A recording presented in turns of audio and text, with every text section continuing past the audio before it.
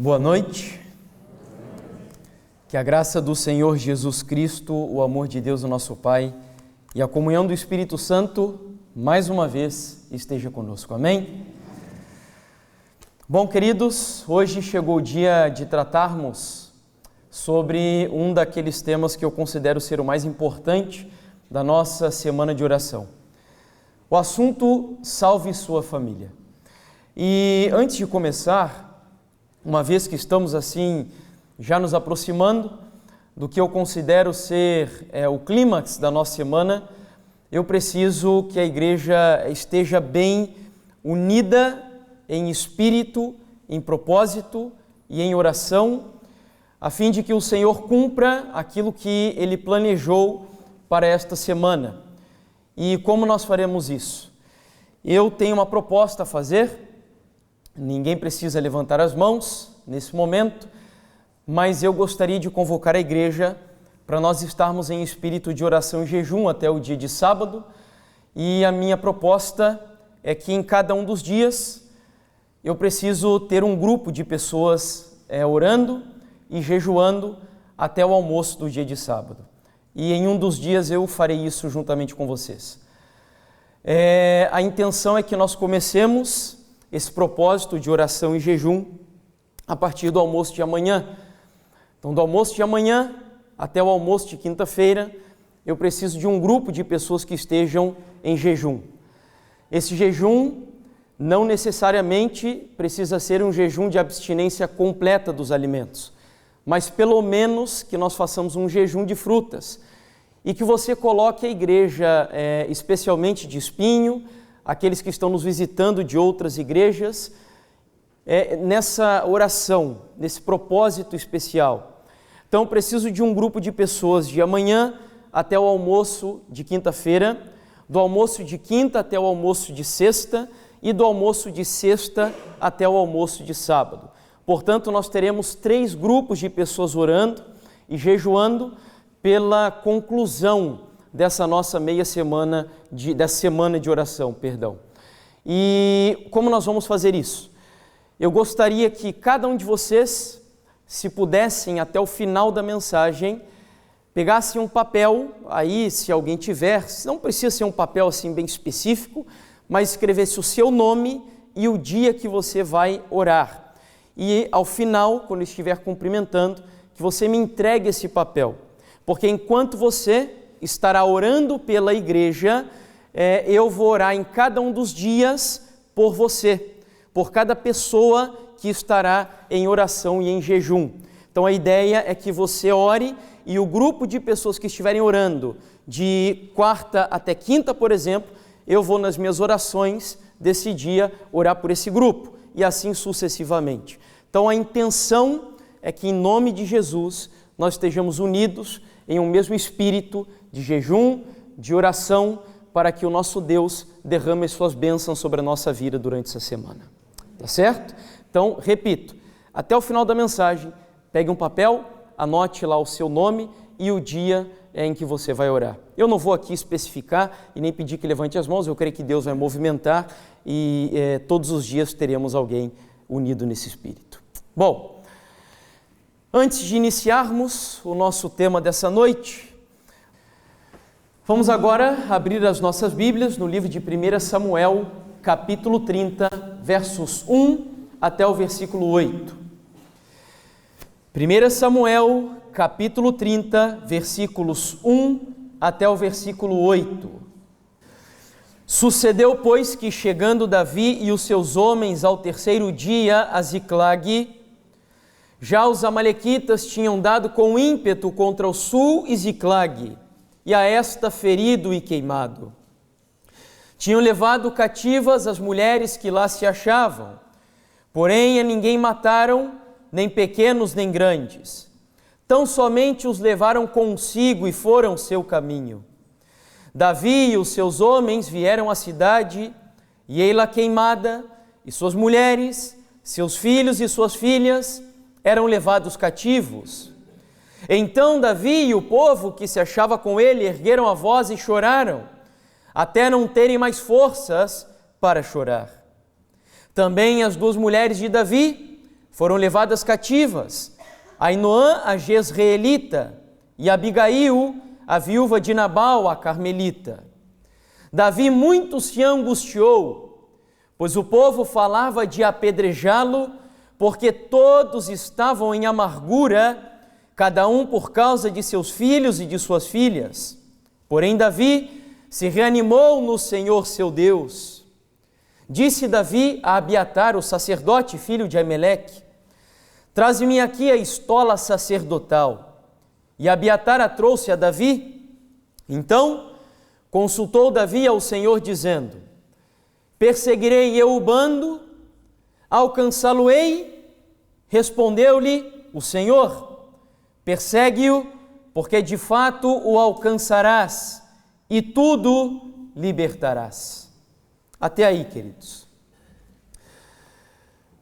Quando nós falamos sobre família, nunca é demais lembrar que esta foi a primeira instituição criada por Deus no Jardim do Éden. Antes mesmo do sábado do Senhor, que para nós adventistas é algo tão importante, tão solene, tão santo, a família foi, volto a dizer, a primeira instituição criada por Deus na história da humanidade. E me chama a atenção que Deus, em sua didática, para comunicar o Evangelho em linguagem humana, a fim de que entendamos o relacionamento de Deus com os seres humanos, Ele usa justamente o contexto familiar, onde Deus se considera ser o nosso Pai, embora não sejamos de fato, nós somos adotados na família celestial, onde nós nos tratamos uns aos outros como se fôssemos irmãos, onde o próprio Jesus Cristo é considerado como o Filho de Deus. Além disso, a relação do casamento, uma relação tão importante, ela é utilizada para exemplificar a relação de Cristo para com a sua igreja. Eu acredito que só isso já seria o suficiente para concluirmos que a família é uma instituição revestida de uma áurea de santidade, pureza, justiça e solenidade. Porque Deus nunca se permitiria comparar a algo que não representasse em toda a sua esfera pura e santa. E quando Deus compara a relação familiar, a relação da família do céu, ao relacionamento de Cristo com a sua igreja, é porque Deus olha para a família como algo muito santo e muito sagrado. Certa vez eu li uma frase de Ellen White, onde ela dizia que uma família bem ordenada, bem disciplinada, fala mais em favor do cristianismo do que todos os sermões que se possam pregar nos púlpitos de uma igreja. Esse texto é um desafio tremendo para mim, queridos, porque eu sou um pregador. No ano passado eu fiz um cálculo e eu preguei, assim, facilmente mais de 100 sermões ao longo do ano. E o que esse texto está dizendo é que se eu pegasse não apenas um dos meus sermões, mas se pegasse todos os sermões que preguei nos púlpitos das igrejas no ano passado, nem todos eles juntos teriam o poder que apenas uma única família, bem ordenada e bem disciplinada, tem de testemunhar em prol do cristianismo genuíno. É muito solene o que estamos aqui dizendo. E por essa razão, se voltamos ao texto inicial, nós vemos ali a experiência de uma família que estava em problemas, uma família que estava vivendo em crise. Afinal de contas, Saul, o genro, ou melhor, o sogro de Davi, tinha invejas do seu genro. E por essa razão vivia perseguindo Davi por todos os lados, pelas florestas, pelos desertos, pelas montanhas, pelas cavernas e etc. Davi não tinha paz, Saul tinha inveja do seu genro. E então, em um dado momento, a Bíblia diz que Saul e Davi decidiram fazer um pacto de paz, um acordo, para que Davi tivesse sossego. Mas Davi desconfiava tanto do seu sogro, que ele foi buscar asilo político no território dos inimigos mais audazes do povo de Deus naquela época, os filisteus. Ou seja, Davi preferiu fazer um acordo com os filisteus do que um acordo com o seu próprio sogro, um ente da sua família. Tamanha crise familiar que havia entre eles. E então, como Davi era um homem muito famoso, um homem valente, um homem de guerra, o rei Aquis, que naquela ocasião era rei dos filisteus, acolheu Davi na Filístia com muita cortesia e muita urbanidade. E ele foi tão cortês que ofereceu para Davi um território onde Davi viveria com as suas esposas, os seus filhos, os seus soldados em número de 600 e as suas respectivas famílias. E ali Davi começou a construir um lar, trabalho, casa. Ele de fato se enraizou naquele território que a Bíblia chama de Ziclag. Foi a cidade que Aquis deu para Davi viver com a sua família. E depois de um tempo, a Bíblia conta que aconteceu assim uma situação muito preocupante e amargurante para Davi. O rei Aquis decidiu declarar guerra contra o próprio povo de Deus. E como Davi era um homem muito valente, um homem de guerra, ele foi alistado para lutar ao lado dos exércitos filisteus. Ou seja, Davi agora precisaria marchar em guerra contra o seu próprio povo, o povo de Israel. Por uma decisão errada, uma escolha equivocada, Davi agora precisaria levantar as armas da guerra contra o seu próprio povo. E aquilo provocou uma angústia tremenda no coração de Davi. E eu acredito que Deus, por misericórdia, faz agora com que um grupo de príncipes filisteus cheguem ao rei Aquis e digam a ele o seguinte: mas rei, acaso esse Davi não é aquele de quem nós temos ouvido que Saul matou os seus milhares, mas Davi os seus 10 milhares? Esse homem é um homem de guerra. Esse homem lutou em muitas batalhas ao lado dos israelitas. Portanto, despede esse homem. Nós não precisamos de Davi. É melhor nós não contarmos com Davi do que corrermos o risco de, no meio da guerra, ele se rebelar contra os nossos exércitos e aí o problema será imenso. Manda esse homem voltar para Ziclag. O rei Aquis, depois de muita resistência, decidiu despedir Davi e os seus 600 soldados. Esses homens estão agora em um caminho de 3 dias de viagem. E quando eles chegam em Ziclag, a cena que eles contemplam é uma cena aterradora. Uma cena que, creio eu, nenhum homem, nenhum chefe de família, nenhuma mulher, nenhuma mãe, nenhuma esposa que ame o seu lar gostaria de ver ao voltar para casa depois de um dia de labuta. E o que nós vamos fazer agora é usar essa história que acabamos de ler e destacar ali 4 pontos específicos para aplicarmos para o nosso contexto presente.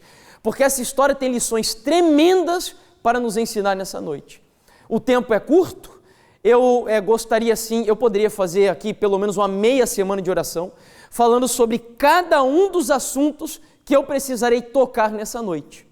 Então eu vou passar por cada um deles de forma muito rápida, a fim de lançar algumas sementes e que você, de alguma forma, sinta o interesse de pesquisar um pouco mais sobre os temas que vamos tratar aqui. Mas a primeira lição que nós podemos tirar desse texto já está no primeiro versículo que lemos de 1 Samuel, capítulo 30, onde o texto diz assim: sucedeu, pois, que chegando Davi e os seus homens ao 3º dia a Ziclag, já os amalequitas tinham dado com ímpeto contra o sul e Ziclag, e a esta ferido e queimado. O que esse texto tem para nos ensinar? Talvez não seja uma grande novidade para muitos de nós, mas o que esse texto nos diz é que Satanás tem um ódio ardiloso e muito bem assim objetivo contra a sua família. Quando o texto diz que os amalequitas deram com ímpeto contra a casa de Davi, O objetivo da expressão impetuosidade é enfatizar o ódio que Satanás tem com o propósito de destruir a sua casa. E se você prestou atenção no texto, ele não precisou assim de um território muito vasto. Ele só precisou de um pequeno descuido, uma desatenção ínfima para destruir a família de Davi. E eu não preciso usar assim de um esforço muito profundo para convencer vocês aqui hoje de que Satanás, nessa época, ele tem um objetivo muito bem delineado. O objetivo dele não é exatamente destruir, ou melhor, até é destruir a sociedade e a igreja. E para destruir a sociedade e a igreja, basta ele destruir uma instituição, e essa instituição é a família. Portanto, eu ainda me arriscaria em dizer, e eu pensava que era só no meu país que nós tínhamos problemas da natureza que eu vou apresentar aqui para vocês, mas eu descobri nessa semana que vocês também estão enfrentando isso aqui.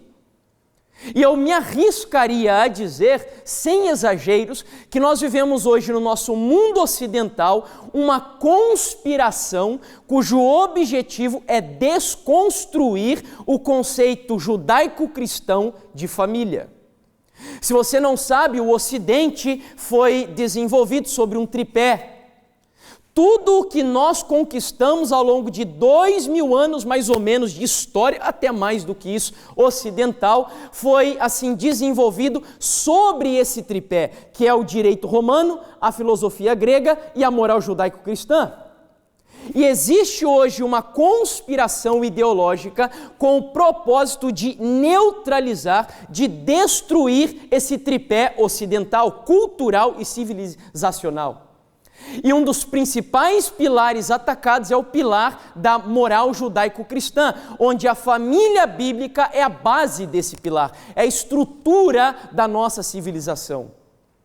Portanto, concluo eu que a mídia, as nossas Supremas Cortes Federais, as câmaras legislativas, a escola e as universidades estão aparelhadas com o propósito de destruição da família.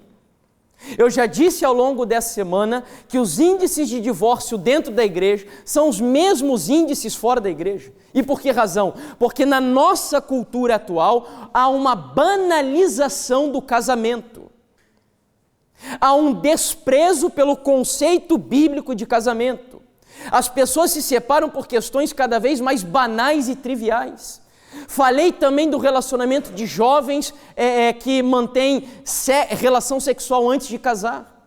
E tudo isso porque um dos grandes objetivos, eles sabem disso, já vou falar quem são eles aqui para vocês, uma das estratégias mais efetivas para a destruição da família judaico-cristã ocidental é a erotização da nossa sociedade.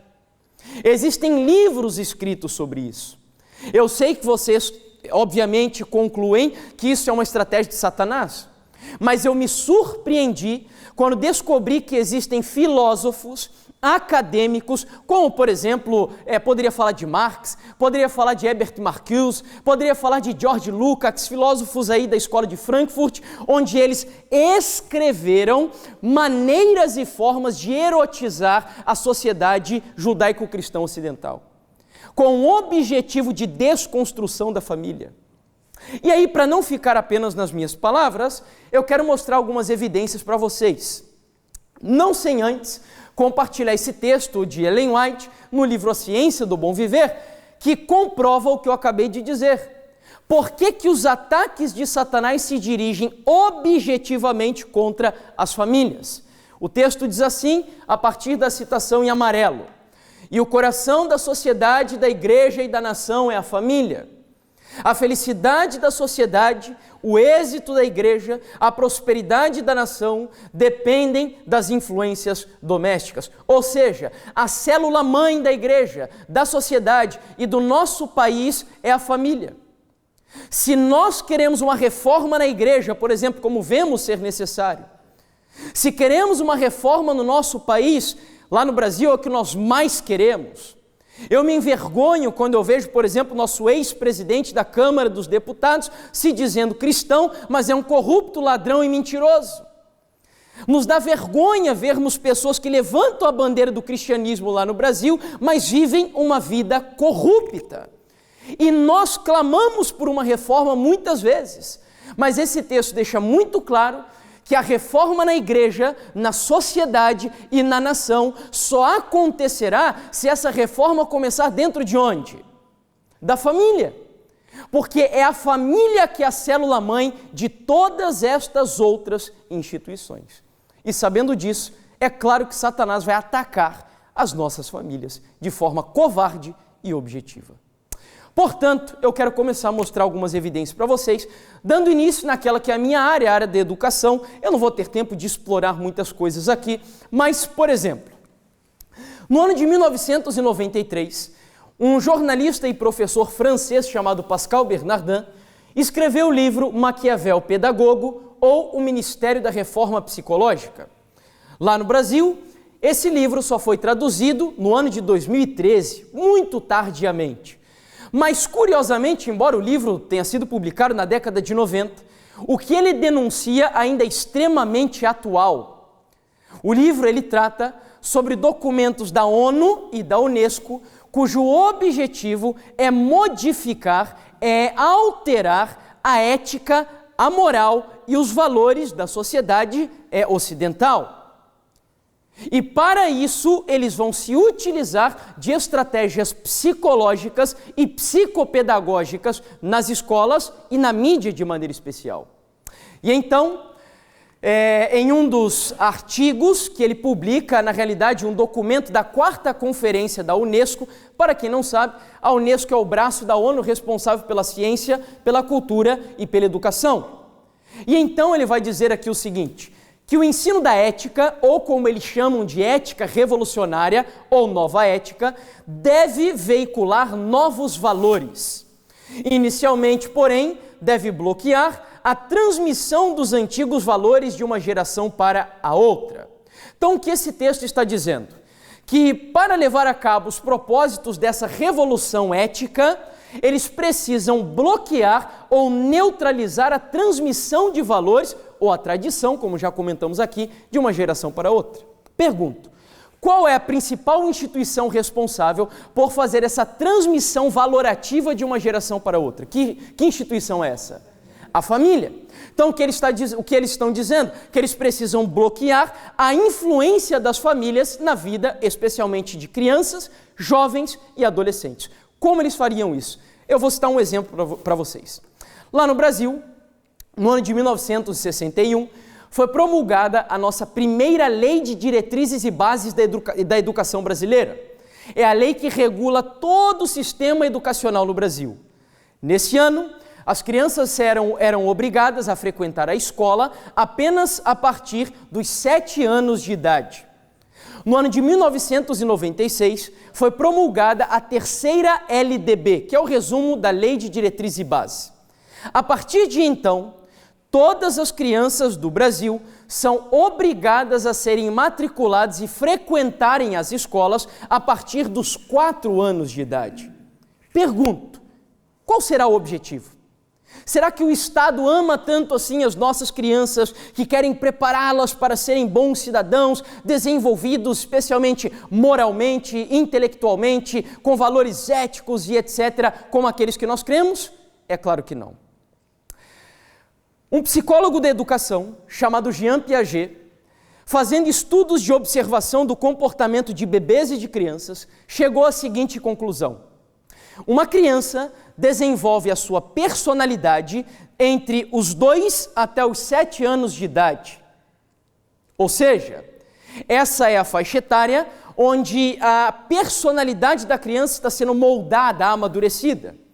Para quem nunca leu o que Ellen White escreveu sobre educação, orientada não por acadêmicos, porque ela nunca estudou pedagogia, licenciatura e afins, mas orientada pelo próprio Deus, que é o maior educador que existe no universo, ela então diz o seguinte: uma criança nunca deveria conhecer uma outra escola, senão um lar, e outros professores, senão os pais, até pelo menos 8 anos de idade. E eu me pergunto, da onde isso? Orientação de Deus. Por que razão? Porque ela sabe, ou melhor, Deus sabe, que essa é justamente a faixa etária onde a criança está sendo amadurecida, onde o cérebro dela está sendo preparado para aprender os valores que vão nortear todo o restante da vida dela. A conclusão, portanto, que esses ideólogos chegam, esses revolucionários chegam, é que uma criança, quando ia para a escola com 7 anos de idade, já tinha valores muito solidificados, de tal forma que era difícil mudar as concepções de vida de uma criança. Conclusão, tragamo-las mais cedo para, assim, dessa forma, trabalhar com a mente e o caráter delas de maneira mais suave, mais sutil. E é isso que está acontecendo. Bom, ainda aqui falando do documento, ele conclui dizendo que, por sua vez, as diversas formas de educação extraescolar, particularmente os programas educativos difundidos pela mídia, poderiam contribuir para a neutralização da transmissão familiar dos preconceitos. E aí seja bem-vindo ao mundo de Hollywood, da Walt Disney e de tantas outras produções do Cartoon Network, Discovery Kids, que já estão trabalhando com essa nova visão ideológica onde eles querem revolucionar a ética e os valores das nossas crianças. E antes que eu esqueça, eu já quero fazer uma recomendação aqui. Mães, de forma especial. Se vocês têm a oportunidade de viver assim uma vida com um pouquinho mais de economia, mas você ser o centro da formação do caráter do seu filho, especialmente nessa faixa etária, pague o preço, porque em nome de Jesus vale a pena. Vale a pena. Ellen White diz que mães que assumem o papel de mãe dentro de casa, olha só que promessa maravilhosa para vocês, mães. Ela diz que essas mães terão os seus nomes escritos ao lado dos maiores missionários que o cristianismo produziu na história da humanidade. Já pensou? Você, mãe, ter o seu nome escrito ao lado do nome de um apóstolo Paulo, por exemplo? Escrito ao lado do nome, por exemplo, de um David Livingstone, e por aí vai. Essa é a promessa para você. Então vale a pena. Pague o preço. A sociedade precisa demais de mães que valorizem e prezem esse papel especial que Deus deu para vocês. E aí vem o que nós vamos discorrer agora sobre as ideologias feministas que quer roubar, furtar da mãe esse papel fundamental. Porque o diabo sabe que a mãe é o maior agente dentro do lar, mais do que o pai, de formação do caráter de uma criança. O diabo sabe disso. E então, eu vou passar aqui a dar alguns exemplos para vocês da nossa mídia lixo lá no Brasil, que tem por objetivo e que está comprometida na realidade com o que nós chamamos de doutrinação ideológica. E, por exemplo, a Rede Globo tem trabalhado muito com esse propósito. Deixa eu ver aqui, eu acho que acabou a pilha. Ok. Eles têm trabalhado muito com esse propósito de modificar os valores da sociedade e etc. E um dos programas, por exemplo, que a Globo passa, que é a Malhação, tem lidado muito com esse tipo de conteúdo. E uma psicóloga clínica, que é a Marisa Lobo, ela é evangélica e ela tem viajado o Brasil falando sobre essa modificação nos valores da ética, na moral das nossas crianças e adolescentes no país. E ela é colunista desse site e escreveu a seguinte matéria: Globo usa a Malhação para subverter valores da família através dos filhos. E aí eu passo agora a apresentar a vocês alguns trechinhos desse artigo que ela escreveu. Estava assistindo TV e parei para dar uma sondada na tal Malhação. O diálogo era sobre o absurdo dos pais quererem mandar nos seus filhos na escola e monitorar os conteúdos das aulas. Pasmem, a preocupação das alunas feministas era monitorar se está acontecendo essa intromissão dos pais em outras escolas e se organizar contra essa censura. E ela conclui dizendo: os pais bonzinhos são os que deixam livremente as filhas fazerem o que elas querem, mesmo significando sexo com qualquer pessoa a qualquer tempo. Meninas fazendo campeonato de beijos, chegando a beijar mais de 20 em uma única noite, apenas para mostrar que são empoderadas. Ou seja, se houve algum tempo que novelas, filmes e desenhos eram apenas um tipo de entretenimento, há alguns anos estão sendo utilizados para modificar os valores da nossa sociedade. E eu sei que você deve estar se perguntando assim, mas eu não acredito que esse jovem é defensor daquela concepção de que eu sou influenciado por aquilo que eu assisto.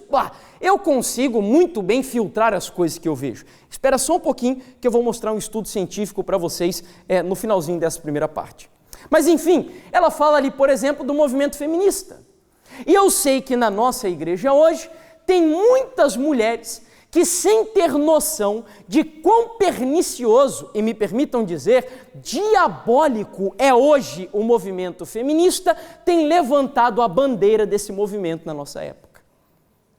Para quem abomina o machismo, e eu me uno a essas pessoas, porque o machismo é algo que Deus abomina, nunca foi um desejo de Deus, uma sociedade machista, e a sociedade patriarcal, isso é o que nós chamamos, na verdade, de modificação da linguagem, porque o termo patriarcal é bíblico, quem estabeleceu o patriarcado foi Deus, o homem como cabeça do lar não é algo cultural, é um princípio da palavra de Deus, e eu já vou explicar o que significa ser o homem cabeça do lar.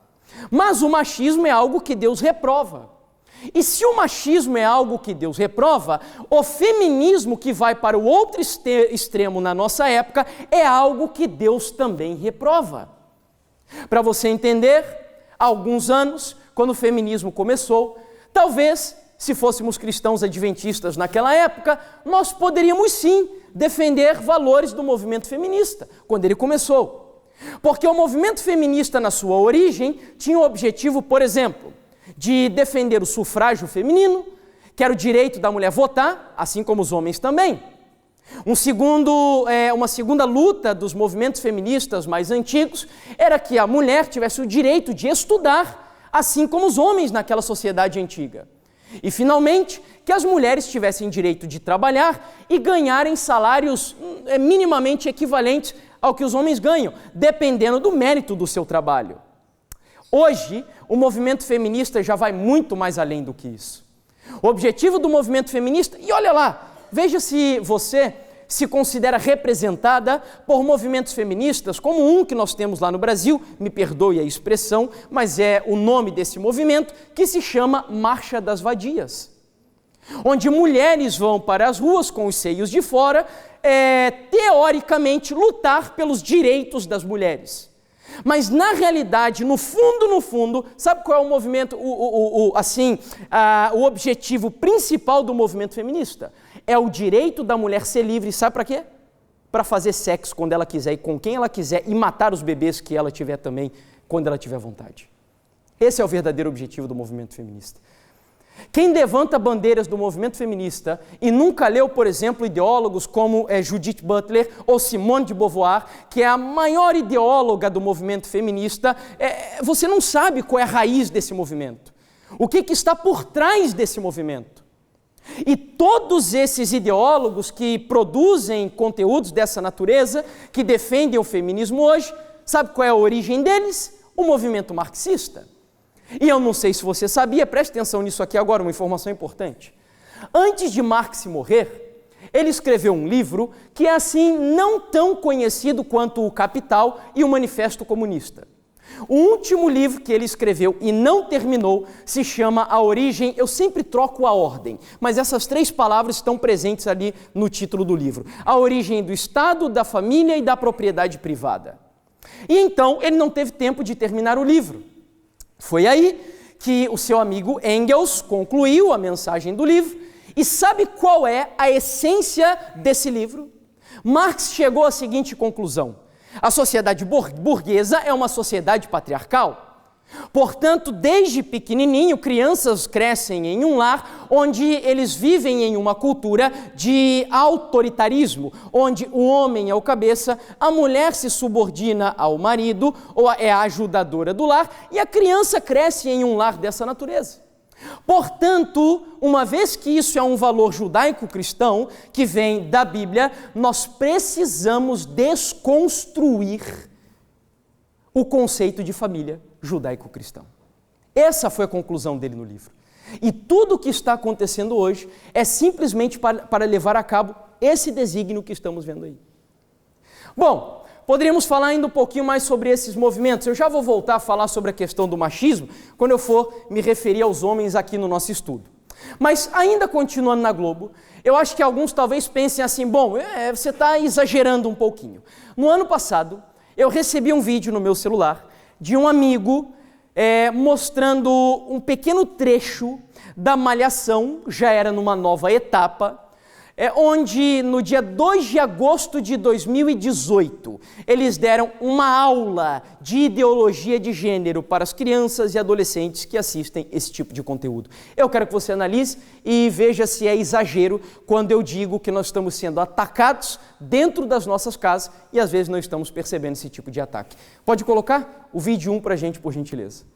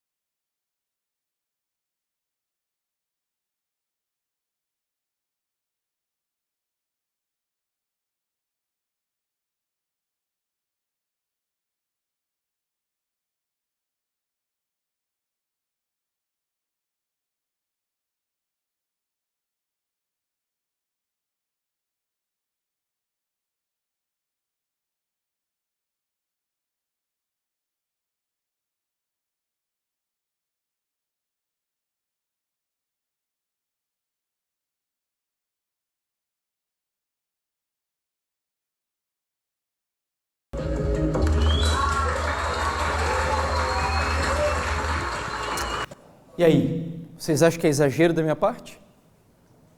Nós estamos no meio de uma guerra. E sabe o que mais me assusta? É que muitos de nós estamos cedendo o território para o diabo dentro da nossa casa. Colocando o filho diante de televisor, dando internet livre para o filho acessar YouTube sem controle dos pais. E você não tem ideia do que esses youtubers, eu citei alguns deles aqui durante essa semana. Lá no Brasil nós temos, por exemplo, Felipe Neto, Kéfera e por aí vai, que todos eles estão comprometidos com essa ideologia. Eu esqueci de dizer para vocês, mas a ONU traçou uma agenda até o ano de 2030 com 17 objetivos para serem implementados. Um deles é que essa visão de igualdade de gênero e de ideologia de gênero se torne algo comum entre todos os países que fazem parte da Organização das Nações Unidas. Portanto, se aqui hoje, eu fiquei sabendo disso essa semana, vocês estão, por exemplo, discutindo sobre esse assunto da ideologia de gênero e etc., e lá no Brasil também não é casualidade, é porque existe um propósito uniforme de alterar e modificar a educação do nosso mundo por causa desse comprometimento ideológico. A minha pergunta é a seguinte: o diabo já declarou guerra contra você. E a minha questão aqui hoje é assim: meu objetivo é que você saia dessa igreja aqui nessa noite, e em nome de Jesus, declare guerra a você contra o diabo dentro da sua casa. E não ceda território para ele. Comece a educar o seu filho de maneira bíblica, com amor, com atenção. Não seja aquele pai e mãe narcisista, que às vezes tem assim, eu conheço, infelizmente, temos conhecidos que fazem esse tipo de coisa, que assim tem tido dificuldades, às vezes, com a educação do filho e submetem ao filho a todo momento sobre a hipnose de YouTube, internet e etc, e etc. Tenha muito cuidado com isso. Eu falo com amor para vocês, sabe por quê? O Augusto Cury, eu já citei ele aqui durante a semana, ele tem um dado que ele diz assim: uma criança hoje, com 7 anos de idade, tem mais acesso a informações do que o imperador romano tinha no auge do Império de Roma. Eu te pergunto, o que uma criança até os 7 anos de idade tem de experiência e maturidade para conseguir filtrar o que esse tipo de conteúdo está transmitindo para elas? Nenhuma. Portanto, pais e mães que estão aqui dentro hoje, zelem pelos seus filhos, paguem o preço pela educação de vossos filhos, lutem por eles, não deixe que os amalequitas modernos ataquem com impetuosidade a sua Ziklag. Não deixe que isso aconteça. Zele por ela, vigie por ela, ame a sua casa, lute pela educação do seu filho. Não coloque seu filho, se você tem essa possibilidade financeira, não coloque seu filho em creche, não faça isso. Lute pela educação do seu filho. Você vai colher isso em pouco tempo, depois você vai olhar uma época e vai dizer, olha, graças a Deus, eu paguei o preço, mas hoje eu estou colhendo o fruto de uma educação cristã e um caráter muito bem formado e desenvolvido na educação do meu filho. Bom, eu poderia falar muito mais sobre esses assuntos aqui com vocês. Isso não é só na Malhação, isso tem acontecido em desenhos. Eu me recordo de desenhos aí do Cartoon Network, onde já estão aparecendo os casais homossexuais, para banalizar, normalizar. Eu me lembro de uma criança lá no Brasil, 9 anos de idade, ele chegou certa vez, uma criança da nossa igreja, que estuda em um colégio público lá do nosso país, e chegou para a mãe e disse assim, quando a mãe falava sobre esse assunto de homossexualidade, ideologia de gênero, ele disse assim, mãe, você é homofóbica. 9 anos de idade. De onde ele está aprendendo essas coisas?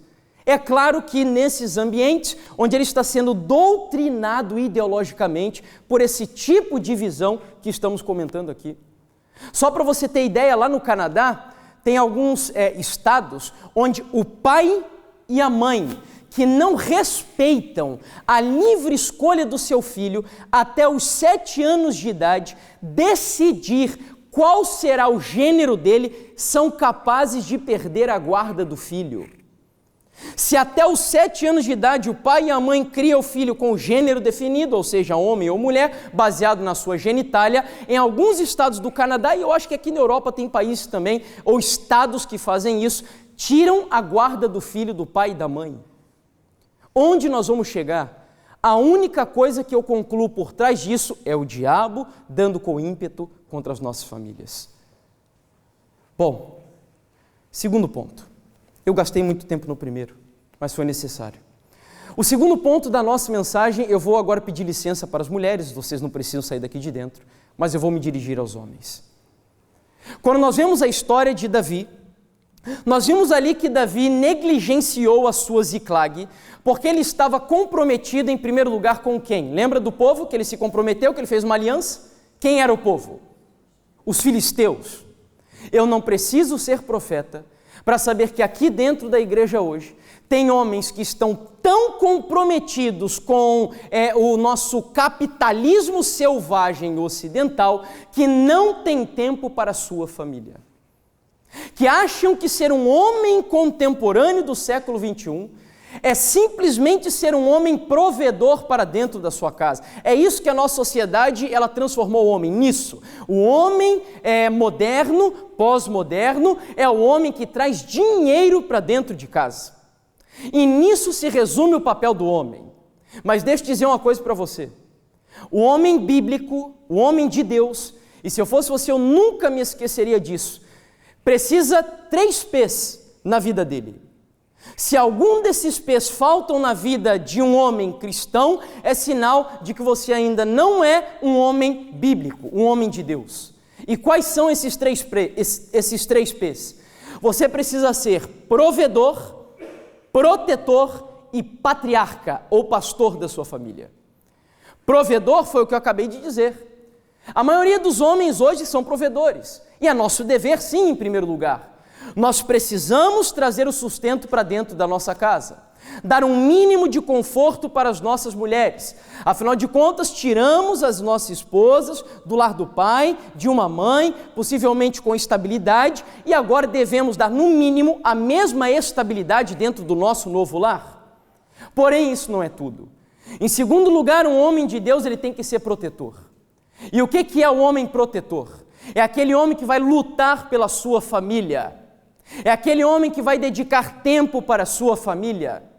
É o homem que vai chegar cansado, às vezes, do trabalho, mas vai dar tempo para a sua esposa, por exemplo.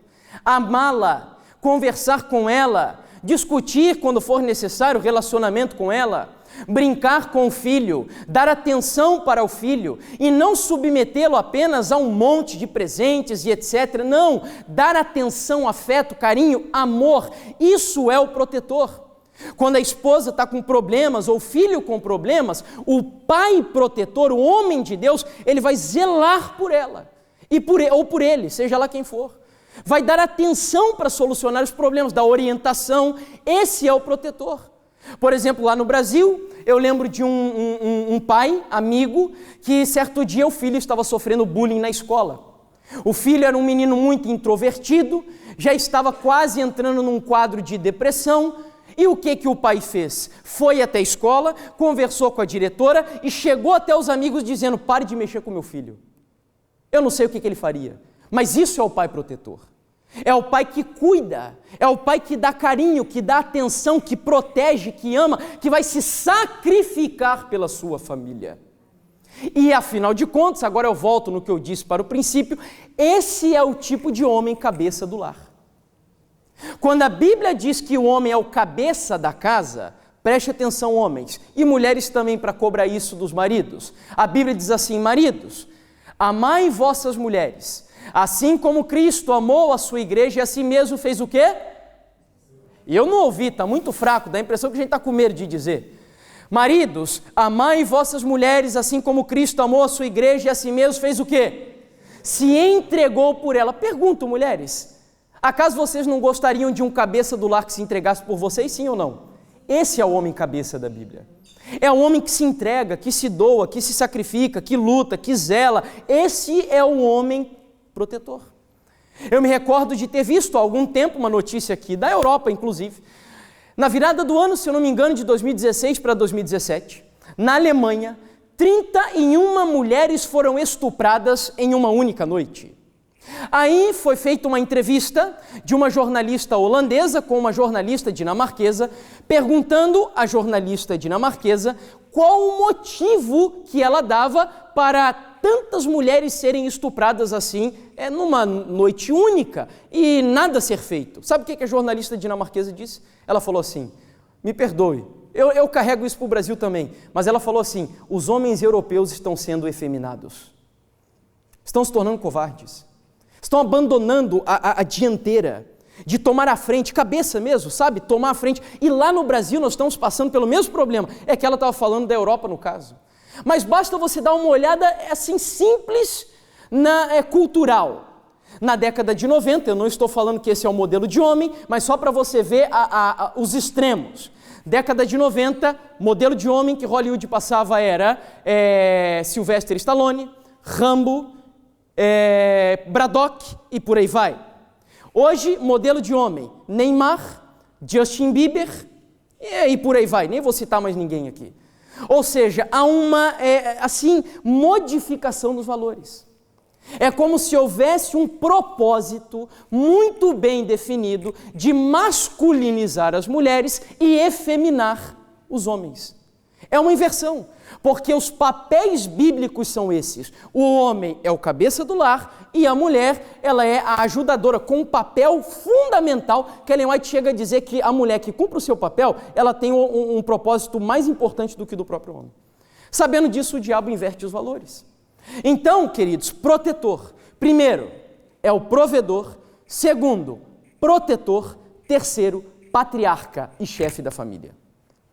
O que é o patriarca ou o pastor da família? Muitos de nós, adventistas e cristãos, cobramos dos nossos pastores a obrigação de pastorear as famílias.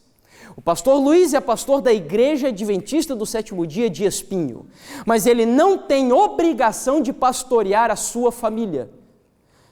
É lógico que ele visita os lares, que ele aconselha e etc., mas o primeiro dever de pastoreio das famílias de quem que é?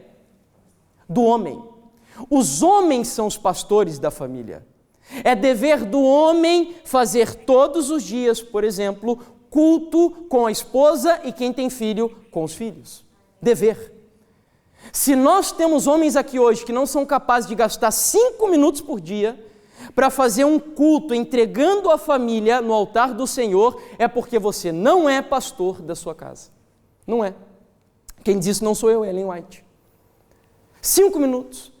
Aqui a nossa vida está meio alterada, a minha vida e a vida da minha esposa. Mas lá no Brasil, nós temos o nosso horário mais ou menos de dormir. Minha esposa dorme um pouquinho antes que eu um pouquinho mais tarde. Mas a gente acorda meio próximos um do outro.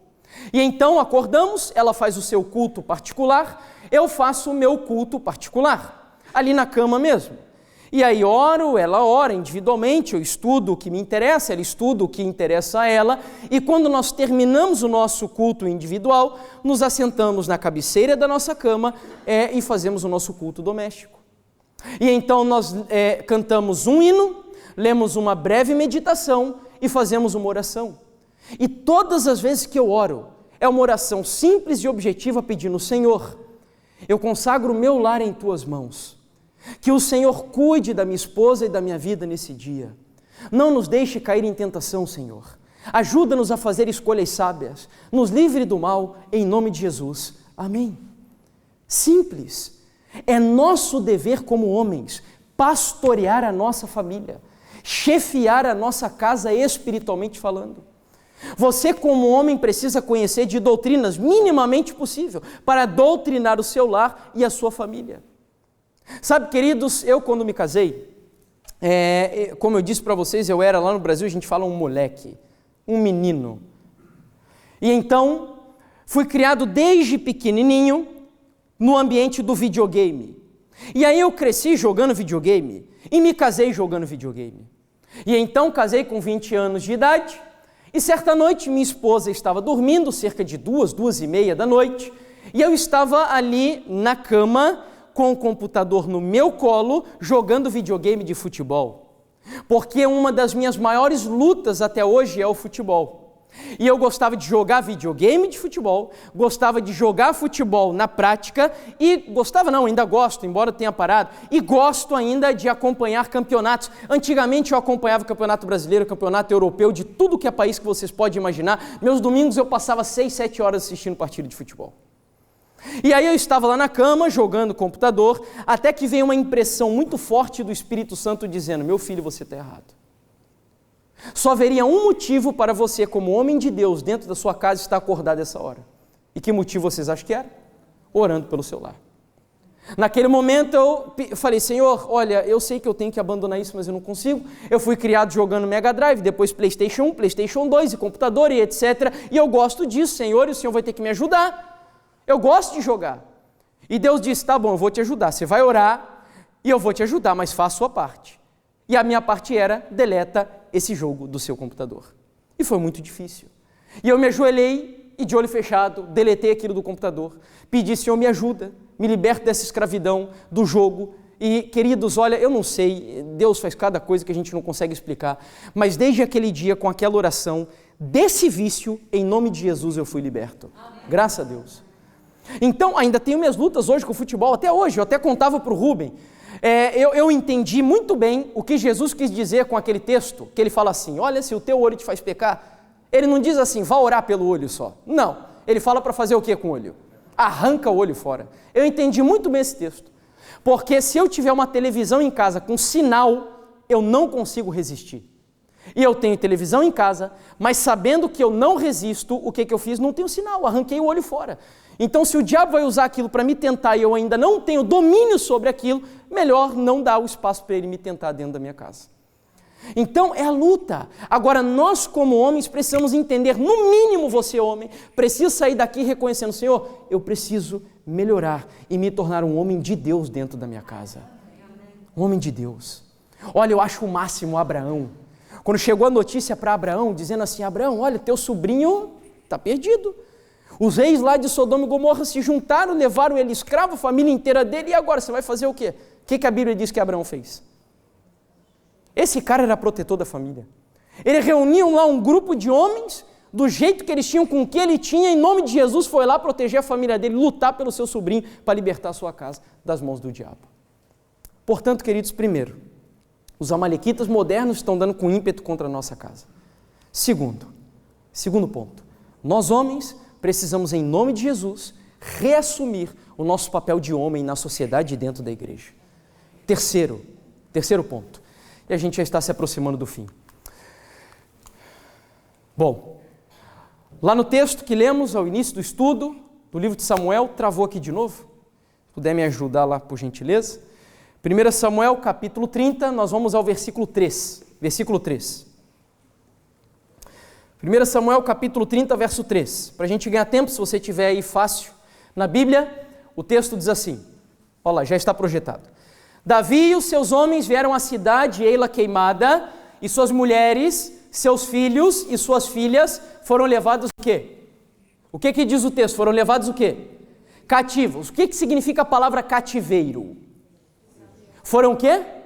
Escravizados. Ou seja, as mulheres e os filhos foram escravizados. E volto a dizer, eu não preciso ser vidente para saber que aqui dentro da igreja tem mulheres e jovens escravos. Escravos do quê? De novela, por exemplo. E como eu comentei ontem, a novela ela faz você, vislumbrar uma ideia de casamento que não é real. Porque você não casa com um Dom Juan. Ellen White é bem clara em dizer que o casamento é a melhor escola para preparar um cristão para ir para o céu. E eu não entendia isso, até que me casei e agora eu consigo compreender. Moro em uma casa de mais ou menos 60 metros quadrados e eu preciso dividir um território de 60 metros quadrados com uma pessoa totalmente diferente de mim. Existe melhor escola para preparar a gente para morar no céu? É claro que não, porque no céu nós vamos dividir o reino inteiro com pessoas que são diferentes de nós. E então, para você ter ideia, lembra que eu falei para vocês que eu fui criado cheio de mimimi, né, e etc. E, por exemplo, eu tinha um jeito de apertar a pasta de dente. Eu gosto de apertar a pasta de dente de baixo para cima, bonitinho, para deixar ela lá. A minha esposa não, ela torce a pasta de um jeito que é desesperador. Me assustou quando eu vi aquilo. E aí, enfim, outro detalhe, lá em casa, que a gente também, nós tivemos alguns atritos, foi a porta dos armários. Eu sou meio chato com organização, e aí a minha esposa abria as portas e gavetas, e ela não fechava, deixava sempre aberto. Esse sorriso acho que está condenando algumas aqui dentro, né? E aí eu tive uma brilhante ideia, e a minha ideia foi a seguinte, todas as vezes que eu encontrar a porta dos armários e as gavetas abertas, eu vou dar uma lapada na porta com toda a minha força para fazer um barulho e irritar a minha esposa. Vocês acham que adiantou? É claro que não. O que começou a acontecer entre eu e ela? Quando eu fechava a porta e fazia um barulho imenso, o que acontecia? A gente brigava. E aí o que Deus ensina? É simples, cara. Faz o quê? Fecha a porta. Mas aí eu já falei para minha esposa, olha, não se acostuma, porque se você continuar os próximos armários, eu vou comprar tudo sem porta e sem gaveta. Né? Mas enfim, a gente vai aprendendo a ter a maior virtude do céu. Qual é a maior virtude do céu? Aqui está o quê? Lembra do texto? A paciência dos santos. O casamento ajuda você a ter paciência. Certo dia, minha esposa chegou para mim e disse assim, Jefferson, você é muito teimoso. E eu não sabia que esse era um dos maiores defeitos do meu caráter. E luto com isso até hoje. Minha esposa me ajudou a descobrir. Na hora eu não gostei, obviamente, mas depois Deus vai trabalhando no seu coração e você precisa ter humildade para aceitar. E o diabo vai trabalhar, queridos. Olha, eu nunca me esqueço.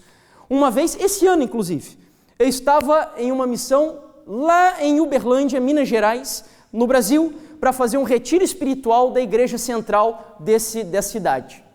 E aí minha esposa e eu, nós entramos no quarto do local onde estávamos hospedados, e eu não sei como o diabo entrou dentro desse quarto junto com a gente. Antes de começar a programação, nós entramos em um atrito, uma discussão por causa de uma coisa tão boba. E ali começamos lógico, a gente não fala palavrão dentro de casa, mas começamos ali a falar em alta voz um com o outro e tal, e uma briga, e eu cheguei, Mor, eu chamo ela assim, de Mor, lá no Brasil é costume. Vamos agora ficar de joelho e vamos orar. Em nome de Jesus, vamos pedir misericórdia de Deus para mandar o diabo fora daqui. E isso deveria ser um hábito. Agora pergunta para mim, é fácil? Na hora que você está com os nervos à flor da pele, querendo mandar para tudo que é lado a sua esposa, você acha que é fácil você pedir para ajoelhar e orar? Não é. Mas é nesse momento que você deve clamar a Deus. E a gente se ajoelhou. E graças a Deus passou. E foi uma bênção o retiro espiritual. Seria maravilhoso se homens e mulheres, talvez você esteja aqui dentro hoje, o teu casamento está pendurado. Não desista do seu lar e do seu casamento. Chega na tua casa agora como homem de Deus, pega a tua esposa, se ajoelha na tua cama com ela, que é o altar de Deus, e diz, amor, vamos orar. Vamos buscar a presença de Deus para curar as feridas dentro da nossa casa. E eu tenho certeza que quando houver humildade e espírito cristão dentro de casa, as lutas vão seguir, as dificuldades vão seguir, mas um lar que está sendo edificado sobre a rocha que é Jesus, ele vai permanecer sólido até a sua vinda em nome de Jesus. Faça isso, experimente. E então, mulheres escravas. E a escravidão é um problema. Eu poderia aqui falar de Facebook, por exemplo. Minha esposa mesmo tinha uma dificuldade com essa questão. Muitas amigas da época de escola, que aí se casaram com homens muito ricos, e que ela via as fotos das amigas lá no Brasil, viajando para vários lugares do mundo, e para a Europa, e para os Estados Unidos, e para o Caribe, etc. E eu era um obreiro do movimento antes de me tornar um adventista. Ganhava muito pouquinho. E aí eu não tinha condições de dar aquela vida para minha esposa. Mas o que o Facebook faz? O Facebook é o que eu chamo de Alice no País das Maravilhas. Porque ali parece tudo perfeito, tudo lindo, os sorrisos extravagantes, e por trás daquelas fotos, existem estudos sobre isso, que muitos casais estão sendo destruídos por contemplarem demasiadamente os relacionamentos de Facebook. Que é uma mentira, ali é tudo um verniz, é um verniz. Vamos ser sinceros, a gente mesmo às vezes se insere nesse meio cultural e social. E foi aí que Deus começou a fazer um milagre na nossa vida, que Ele mandou a gente ir lá para o deserto. Minha esposa sofreu muito, tadinha, eu também sofri, mas hoje, graças a Deus, eu digo para vocês, não é porque minha esposa está aqui não, mas eu digo para vocês que eu agradeço a Deus pela mulher que Deus me deu. Eu nunca poderia desenvolver o ministério que eu desenvolvo se eu não tivesse uma ajudadora dentro da minha casa. Minha esposa é uma bênção, é uma mulher de Deus, ela estuda, ela busca a presença de Deus, nós temos desavenças. Tem coisas que ela pensa de um jeito, eu penso do outro. Eu aprendi com Ellen White que eu tenho que respeitar os limites também de cada pessoa. E eu procuro, pouco a pouco, entender isso. Temos dificuldades, temos desavenças, mas graças a Deus. E aí eu brinco com ela. Antigamente ela tinha o sonho de viajar para fora. Deus deu para a gente a realização desse sonho. Ela pôde vir agora aqui para a Europa. Estamos em missão, mas Deus nos presenteou com essa viagem também. Uma bênção. Então, escravos. E aí jovens escravos, escravos de pornografia, escravos de tecnologia, escravos de Facebook, escravos de uma série de coisas, queridos. Eu vou finalizar, nosso tempo já extrapolou muito mais do que eu pensava. Eu vou mostrar para vocês um vídeo só, sobre essa questão da tecnologia na vida das crianças. É um vídeo produzido por evangélicos lá no Brasil. E então, nós vamos ao quarto e último ponto do nosso estudo. O vídeo tem 1 minuto e 20, se eu não me engano. Pode colocar para a gente, por favor, o vídeo número 2?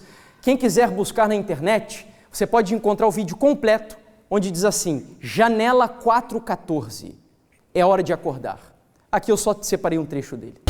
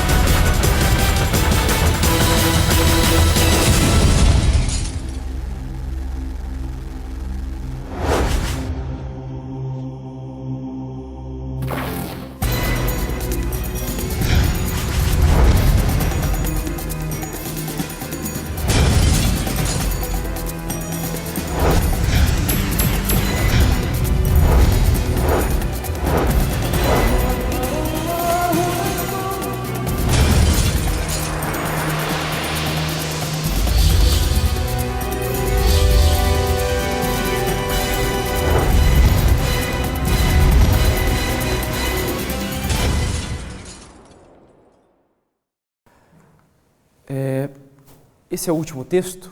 O pastor Marcos de Benedito, que é um editor da Revista Adventista no Brasil, ele escreveu esse artigo chamado Desejos Proibidos, falando sobre a influência da tecnologia na vida das crianças, e ele comentou o seguinte: vivemos em uma sociedade viciada, intoxicada, doente. E a dependência não tem que ver somente com o consumo de substâncias ilegais. O mundo se transformou em uma grande cracolândia comportamental.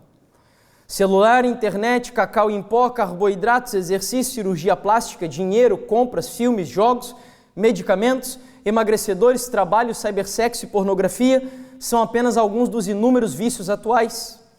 Existe, por exemplo, uma onda de viciados em telas digitais, celular, computador, tablet, TV. Você mesmo consegue ficar desconectado por uma semana ou sequer um dia? Em países da Ásia, o problema é sério. A China está preocupada com a heroína eletrônica que afeta os seus jovens. Na Coreia do Sul, o vício em internet atinge pelo menos 10% dos adolescentes. O detox digital é feito em centros de reabilitação. Para a criança, o tempo diante da tela age como estimulante, a dopamina digital, não muito diferente do efeito de uma droga. No entanto, o prazer é prejudicial e faz bem desconectar-se. Além de diminuir a inteligência emocional dos nossos filhos, parentes, pesquisem depois na internet o que é inteligência emocional, para você entender por que as tecnologias, quando são colocadas diante de crianças muito novas, diminuem a inteligência emocional delas. O excesso de tecnologia pode estar acentuando o problema de autismo e déficit de atenção nos mais novos. Isso é o que sugere um estudo feito na Romênia. Bom, então, irmão Jefferson, você nos chamou hoje aqui para dizer que nós estamos num caminho totalmente errado, que está tudo bagunçado, que a nossa família não tem solução, que maridos não estão assumindo o papel de maridos ou de pai, mulheres buscando o feminismo equivocado, filhos tecnologia e vícios e escravidão e etc. Foi isso? Não. Porque Deus nunca fere se não for para curar. E agora eu quero que você, ao estudar esses 3 pontos que comentamos, os amalequitas modernos dando com ímpeto contra a família, os homens precisando retomar o seu papel de homem dentro de casa, e por fim, a escravidão de filhos, de pais, esposas, mães e etc. Qual é a solução que Deus propõe? Abra sua Bíblia, 1 Samuel capítulo 30. É o texto que nós lemos no início do estudo, e com ele nós vamos terminar. 1 Samuel capítulo 30.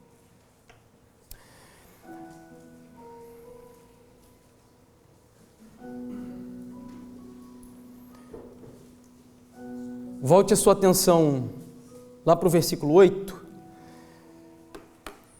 Olha aqui para frente rapidinho. Davi chegou em Ziclag e ele ficou assustado com o que viu.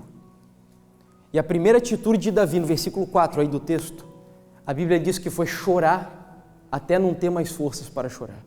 Eu nem sei explicar para você o que é isso. Eu só sei dizer que o arrependimento de Davi foi tão profundo que ele chorou até doer. E se tem uma virtude de Davi, às vezes a gente pensa que Davi era o homem segundo o coração de Deus porque ele nunca errava. Não. Ellen White explica por que Davi era o homem segundo o coração de Deus no livro Profetas e Reis. Sabe o quê? Davi era o homem segundo o coração de Deus porque ele errava, mas quando ele errava, ele sempre se arrependia e buscava corrigir os erros da vida dele. E aí Davi chegou diante de Deus e começou a chorar: Senhor, eu errei. Eu tenho sido um pai negligente, eu abandonei a minha família quando ela precisava de mim. E o que eu devo fazer agora, Senhor?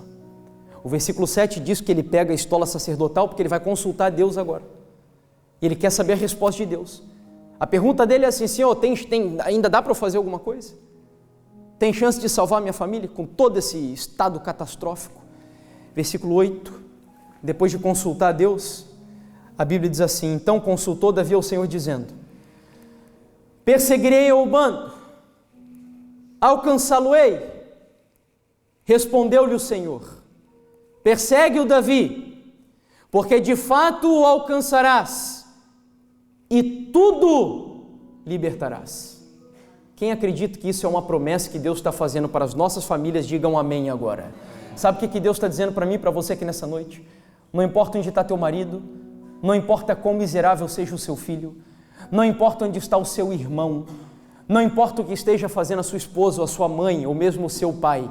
Não importa onde eles estão. Se um dia eles estiveram aqui e saíram, ou se nunca se curvaram diante desse Deus, não importa. O que Deus está dizendo é assim: lute por eles, porque se o diabo tem privado você da felicidade de ter os seus queridos ao seu lado hoje, tudo aquilo que o diabo tem tirado de você, eu vou libertar e vou te devolver de volta em nome de Jesus. É isso que ele está falando ali. E Davi reconquistou. E eu quero dizer algo para você. Eu experimentei isso dentro da minha casa. Não da minha parte, mas da parte da família da minha esposa. Infelizmente, meu papai, minha mamãe não são cristãos. Tem a confissão deles, mas não servem a Jesus. Isso me dá muita dor no coração. E eu sempre gosto de dizer para quem tem um pai e uma mãe na igreja, dê valor a isso. Você que teve um privilégio de crescer em um lar cristão, valorize isso. Eu sei o que é ser um filho de um pai e uma mãe, onde todas as vezes que eu vou visitá-los, eu tenho que ver os meus pais embriagados. Bebem daquele jeito que eles dizem socialmente, mas ficam embriagados.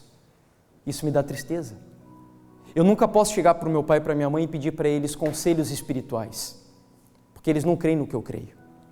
Então você que está aqui agora, eu sei que as coisas aqui são um pouquinho diferentes, mas eu gosto sempre de fazer isso. Você que está o teu pai e a tua mãe aqui agora, dá um abraço nele, dá um beijo nele ou nela e agradeça: pai e mãe, obrigado.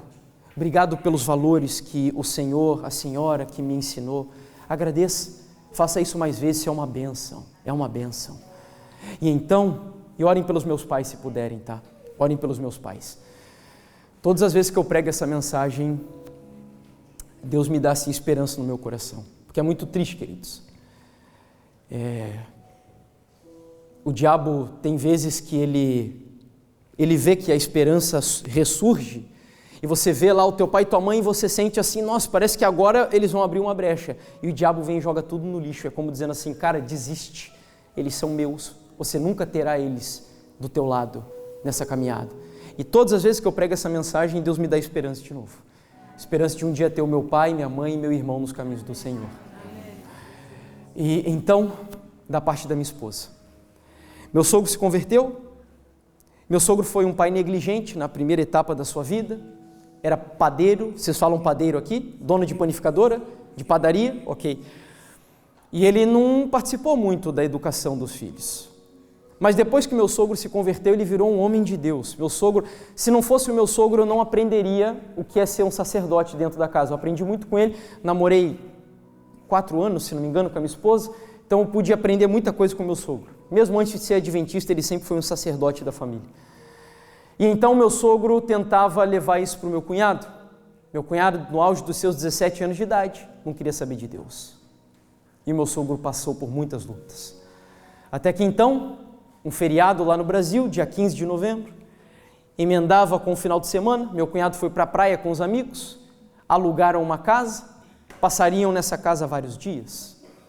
Chegou a última noite, eles tinham que devolver as chaves da casa. Então meu cunhado era o motorista de um dos carros, disse para os amigos assim: olha, vamos tentar não beber muito nesse dia, porque eu tenho que dirigir lá da praia até a cidade onde nós moramos.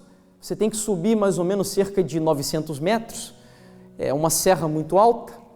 E então ele pediu isso aos amigos. Passaram o dia inteiro bebendo, com jovens, meninas e etc.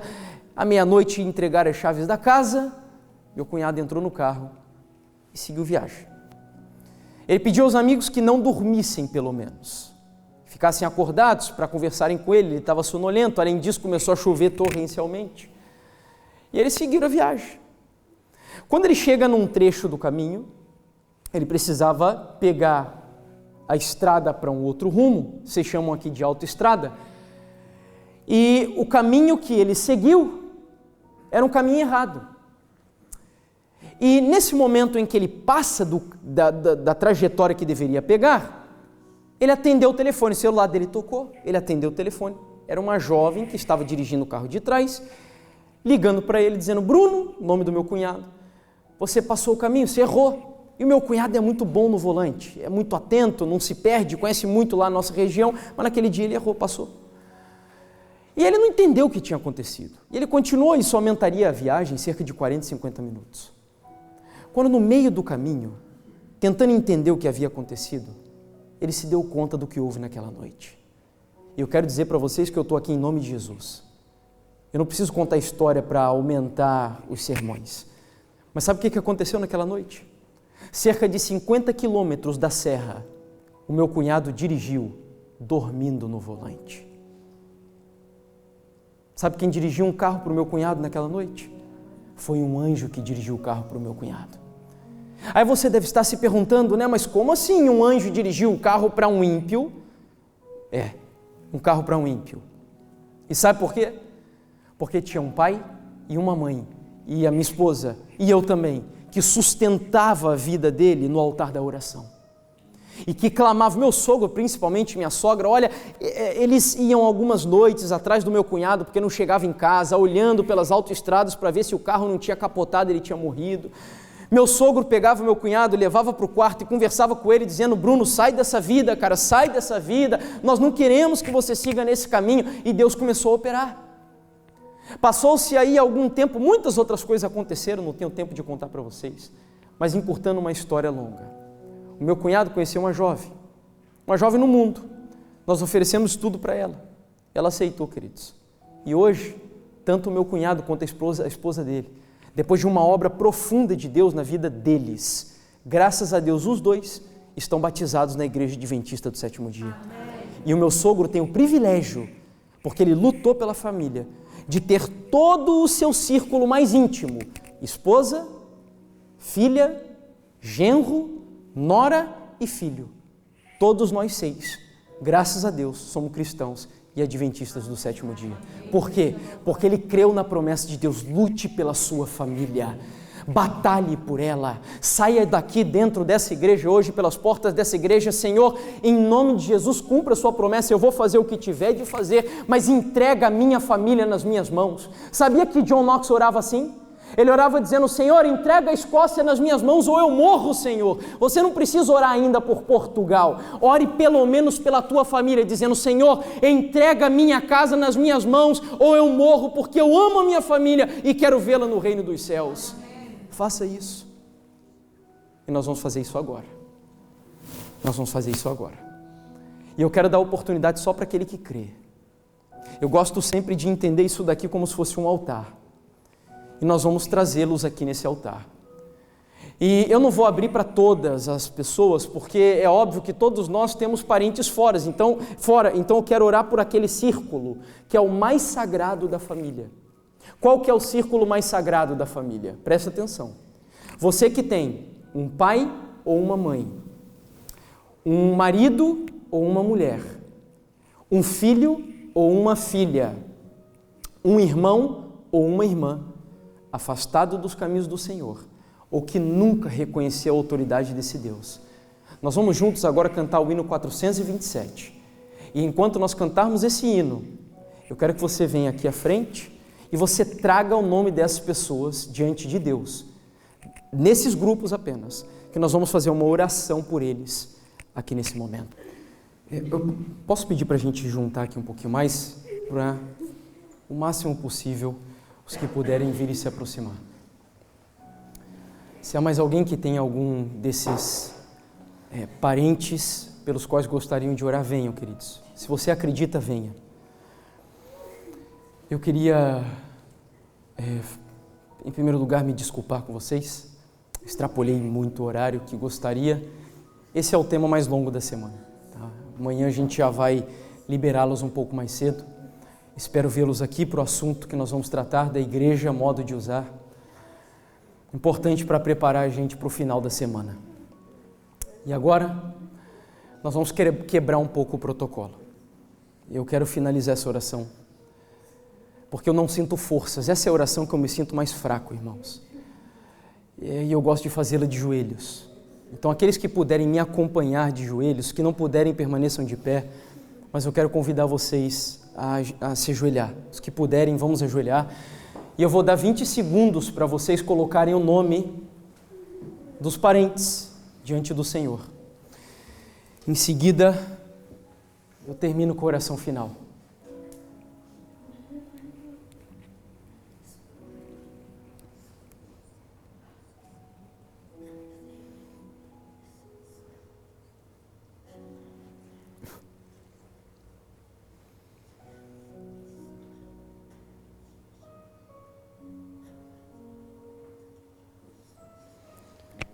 Querido Senhor Deus, Tu sabes que essa é a oração mais difícil, Senhor. Ela arranca a lágrima dos nossos olhos, ela faz o nosso coração doer, Pai, porque nós oramos por aqueles que amamos, e dói muito, Senhor. Dói quando nós vemos eles praticando coisas que nós sabemos que entristecem o Teu Espírito. Dói quando nós vemos que eles endurecem o coração contra o Senhor. Dói, Pai. Dói porque nós gostaríamos que eles estivessem nos Teus caminhos. Dói muito quando nós vemos o diabo pisando, quando a esperança volta a acender no nosso coração e ele vai lá e joga tudo por terra de novo, Senhor, e isso nos faz chorar. Mas, Senhor, nessa noite nós queremos derramar lágrimas de esperança no Teu altar, Pai. Porque nós estamos aqui vendo, sim, que o diabo tem atacado as nossas famílias. Nós sabemos que tudo isso é obra dele, obra do maligno.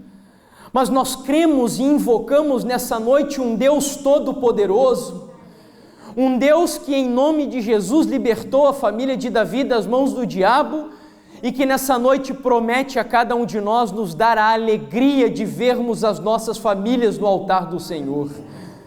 Pai, nós não sabemos como isso acontecerá, meu Deus, mas eu estou disposto a orar dessa maneira e eu oro pedindo que seja pela dor, seja pelo sofrimento, seja através do estudo bíblico, não importa a forma como o Senhor usar, mas em nome de Jesus o nosso desejo, meu Deus, é que, independente da maneira, os nossos familiares aceitem a Jesus Cristo e a verdade na vida deles.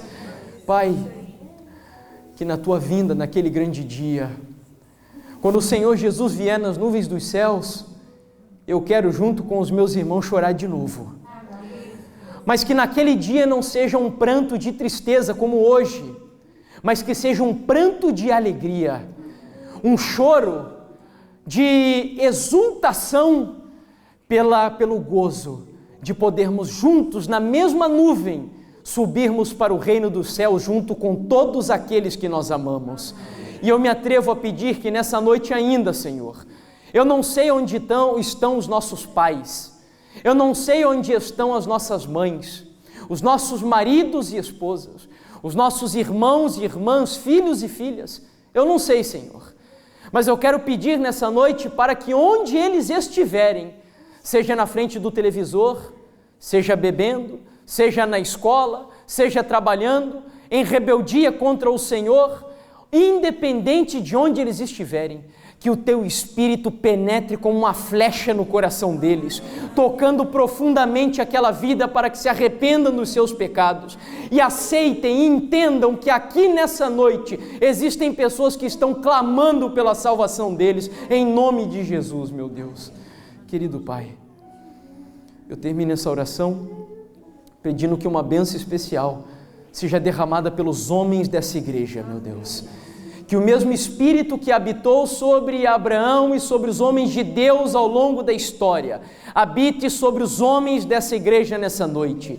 Que o Senhor levante homens cujo céu aponte dizendo, ali está um varão que serve a Jesus Cristo de todo o seu coração. Eu também oro pelas mulheres, Pai. Oro para que dessa igreja o Senhor levante mães e esposas de Deus. Mulheres que carreguem sobre si o sinete do reino dos céus. Peço também pelos jovens, pelas crianças e pelos adolescentes dessa igreja, para que o Senhor circunde a vida deles com um muro de proteção, de tal maneira que nem todos os demônios sejam capazes de desviar os nossos filhos dos caminhos do Senhor. Cuida deles. Usa os professores de escola sabatina dessa igreja, usa as mães e as mulheres e os pais dessa igreja, os diretores de ministério dessa igreja, para amarem as crianças dessa igreja, para que se cumpra na vida delas a Tua palavra que diz que nos últimos dias as crianças, os jovens profetizarão e pregarão a Tua palavra. Essa é a minha e a nossa oração, Senhor. Leva-nos em paz para o nosso lar. Em nome do Senhor Jesus. salva a nossa família. Em nome de Jesus. Amém, Senhor.